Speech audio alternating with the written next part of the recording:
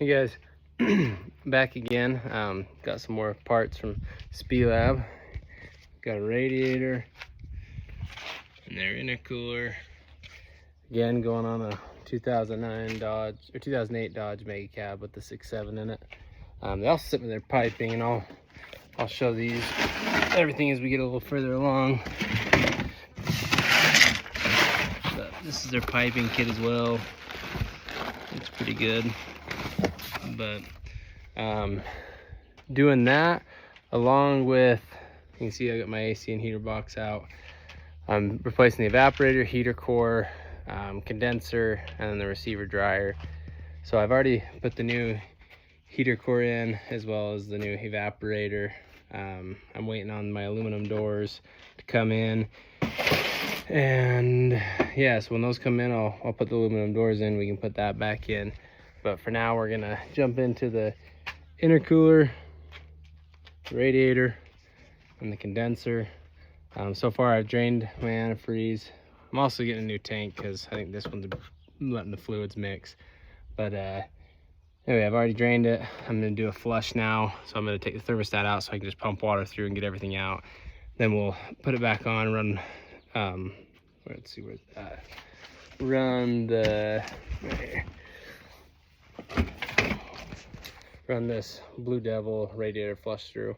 So once we get that going through it, that'll clean it all up, and then after that we'll put the new radiator in, new intercooler on, and keep moving forward. So get set up, and I'll pop this thermostat out real quick and we'll get moving.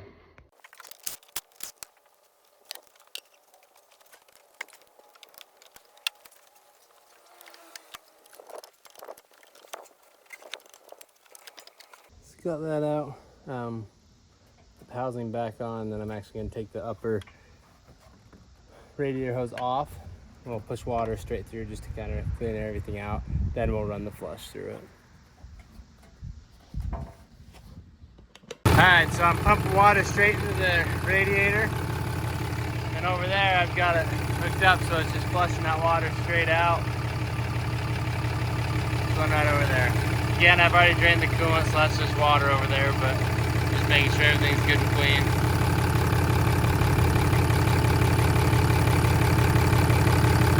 So I'll do this for a couple minutes, and then I'll cap it back up and put the flush in there. So I just hooked up the radiator line back up.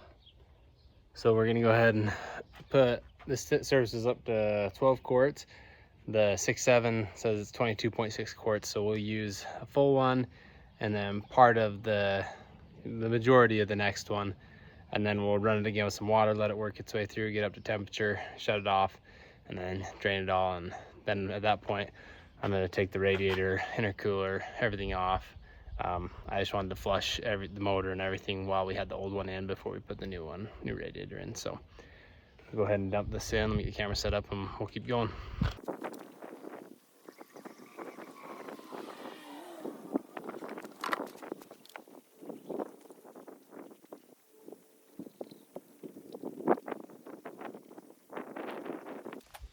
I'm gonna go ahead and start it now. So I've already got water in there, so I'm gonna go ahead and start it and let it start cycling through, then I should be able to get the rest of this in.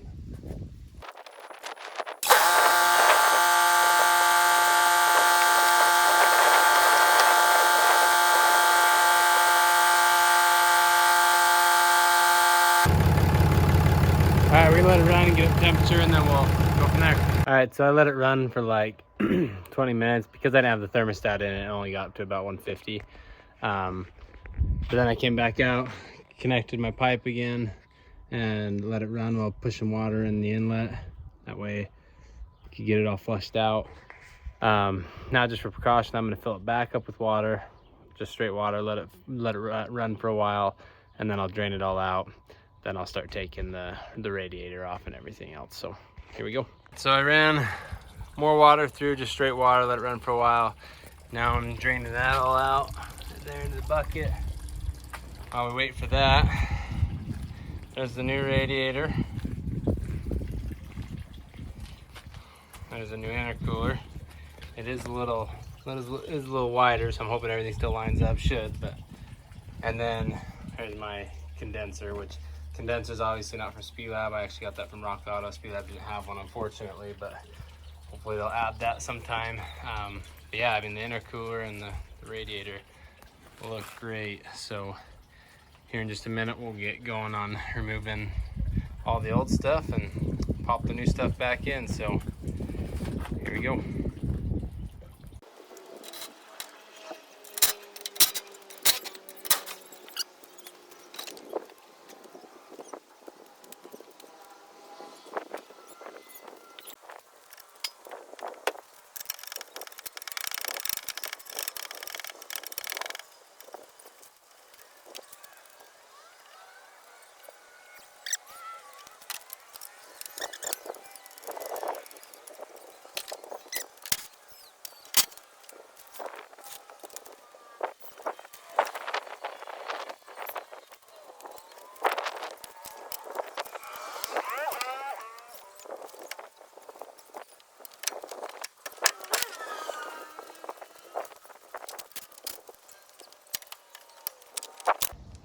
So with the intercooler, to get it to come out, I had to actually lift the passenger side first. It's got some little tabs that slide in. I had to lift the passenger side first and then the driver's side.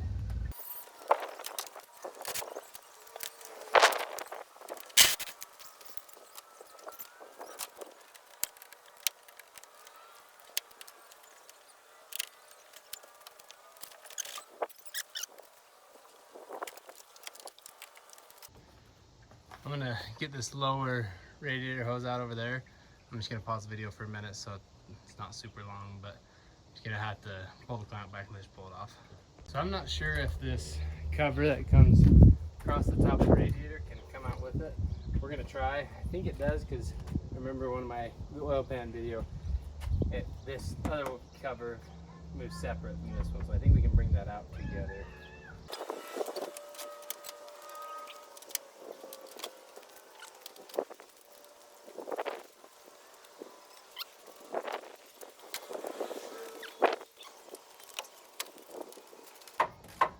Right now I'm taking this other cooler off on the bottom. Because it mounts to the radiator as well.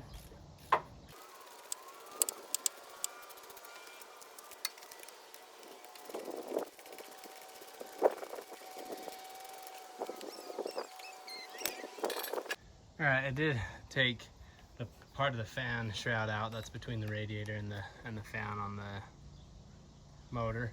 I don't think I was gonna be able to get it out without it, but anyway, now I'm gonna hurry and pull up the intercooler pipes. That way I've got room to slide the radiator up and out.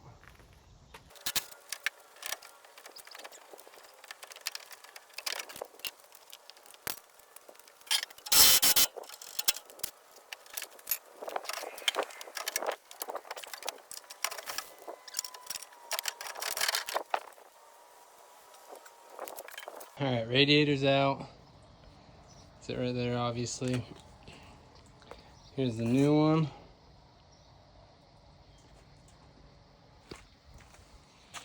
There's the old intercooler. Here's the new one. And then old piping, new piping.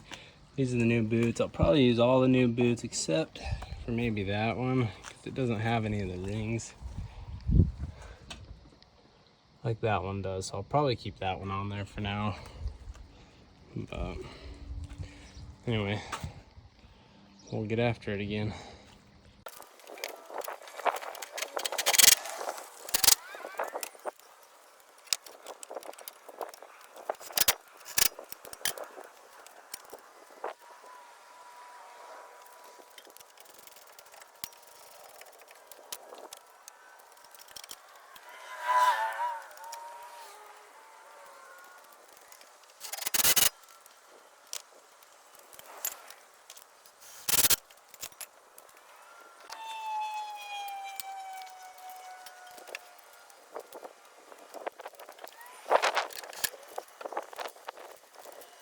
Changed my mind. I am gonna use the new one.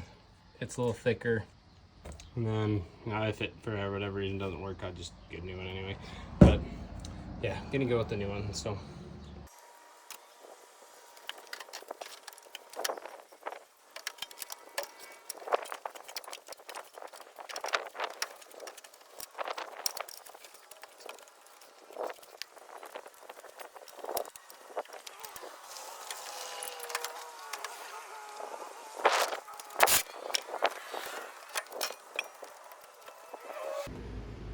Alright, so it's the first issue I just ran into. The boot they sent is not big enough for the intercooler side, so I'm gonna have to get a boot that goes up in size, I guess. So go ahead and put the intercooler and stuff in, then I can just do the tubing later though.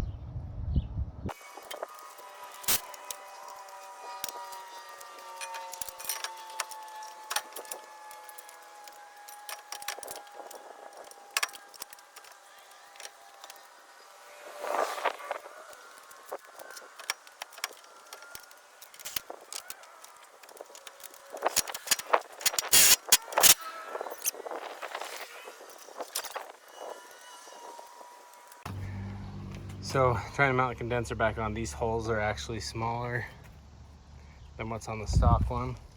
The stock one just has the clips that you go into, but anyway, before I can do that, I'm gonna have to go get some bolts that'll fit that.